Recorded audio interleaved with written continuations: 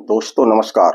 मैं संतोष पांडे अपने YouTube channel MP vision news में आपका हार्दिक स्वागत करता हूं। पश्चिम बंगाल में अगर इस बार फिर ममता बनर्जी मुख्यमंत्री बनी तो वहां से हिंदू समाप्त हो जाएंगे। ये हम नहीं कह रहे हैं, यह भारतीय जनता पार्टी कह रही है। भारतीय जनता पार्टी का कहना है कि अगर ममता बनर्जी का शासन वहां बरकरार रहा तो हिंदुओं पर खतरा है। आपको बता दें कि पश्चिम बंगाल में मार्च अप्रैल में विधानसभा के चुनाव होने हैं। चुनाव का काउंटडाउन शुरू हो चुका है, महज 3 से 4 महीने बचे हुए हैं। ऐसे में भारतीय जनता पार्टी और टीएमसी के बीच वाक युद्ध भी शुरू हो चुका है। ममता बनर्जी अपनी सत्ता काबिज रखना चाहती हैं और भारतीय जनता पार्टी किसी भी तरह से पश्चिम बंगाल पर कब्जा करना चाहती है।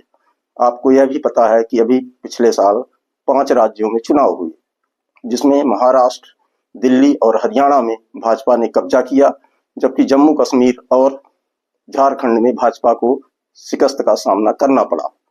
भाजपा को लग रहा है कि वह किसी भी तरह से पश्चिम बंगाल में कब्जा करे और अपनी सरकार बनाए।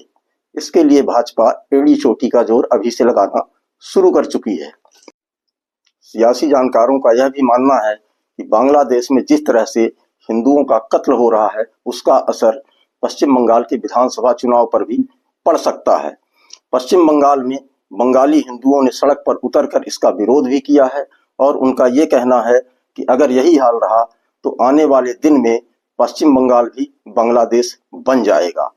पिछले महीने आप याद कीजिए, 18 दिसंबर से वहां हिंदुओं का कत्ल होना शुरू हुआ है। 18 दिसंबर को दीपू चंद्र दास को भीड़ ने लाठियों से पीट पीट कर मार डाला। इसके बाद 24 दिसंबर को अमृत मंडल को भी भीड़ ने इसी तरह पीट पीट कर मौते घाट उतार दिया। 30 दिसंबर को बृजेंद्र विश्वास की गोलियों से भूनकर हत्या कर दी गई। 31 दिसंबर को खोकन चंद दास के ऊपर पेट्रोल डालकर उन्हें जिंदा जला दिया गया।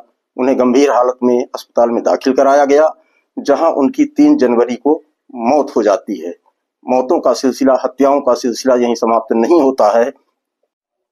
5 जनवरी को एक और हत्या होती है। इस दिन राणा प्रताप बैरागी को गोलियों से भून डाला जाता है।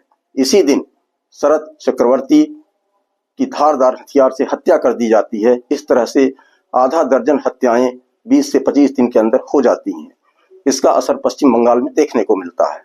पश्चिम बंगाल में हिंदू संगठन एकजुट होकर इन वारदातों का विरोध करता है। पश्चिम बंगाल में धरना प्रदर्शन आंदोलन शुरू होते हैं।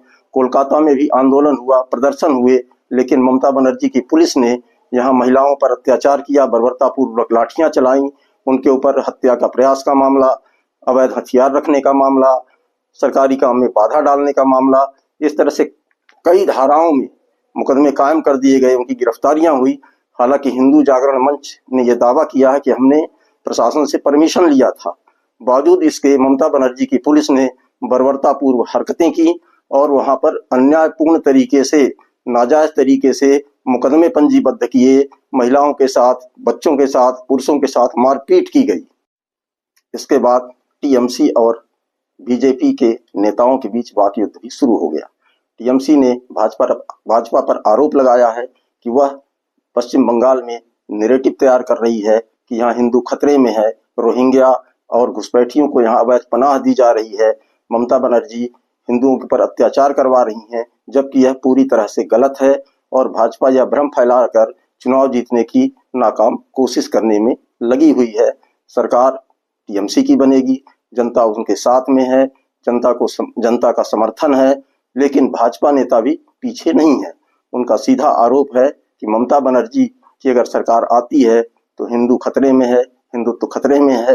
आपको यह भी पता है कि धर्म और हिंदुत्व की राजनीति भाजपा करती है और यही उसका चुनावी मुद्दा होता है। लेकिन इस बार भाजपा बांग्लादेश में हिंदुओं की जो हत्या हुई है, उनका कत्ल किया गया है, उन्हें जिंदा जलाया गया है, उसको चुनावी मुद्दा बनाकर चुनावी मैदान में उतरेगी। भाजपा का यह भी दावा है कि ममता बनर्जी गाजा की बात तो करती हैं, लेकिन हिंदुओं की बात वह नहीं करती हैं। बांग्लादेश का जब बंटवारा हुआ था तब वहां 22% बंगाली हिंदू थे, जबकि हिंदुस्तान में 79% 79% हिंदू थे यहाँ, लेकिन आज स्थिति मौजूदा समय में बांग्लादेश में 6% हिंदू बचे हैं, जबकि भारत में 70% है। आपको एक आंकड़े के हिसाब से हम बता रहे हैं कि अभी भी बांग्लादेश में 1,31,00,000 हिंदू मौजूद हैं। जहां तक चुनाव की बात है, 2021 में पश्चिम बंगाल के चुनाव में बीजेपी को 38.5% वोट मिले थे और उसके खाते में 73 सीटें आई थी, जबकि टीएमसी के खाते में 23 सीटें गई थीं और उनका वोट का परसेंट 48.5% था। यानी भाजपा और टीएमसी के बीच में 10% वोट का अंतर है। इस 10% वोट को कवर करने के लिए भारतीय जनता पार्टी को काफी मशक्कत करने की जरूरत है। अब देखना यह है कि भाजपा कौन से हथियारों का इस्तेमाल करती है, ममता बनर्जी को किस स्तर तक घेर पाती है, उसके आरोपों में कितना दम है और जनता उनका कितना साथ देती है। दोस्तों नमस्कार, आज इतना ही, कल फिर मिलेंगे। धन्यवाद। चैनल को लाइक करिए, सब्सक्राइब करिए।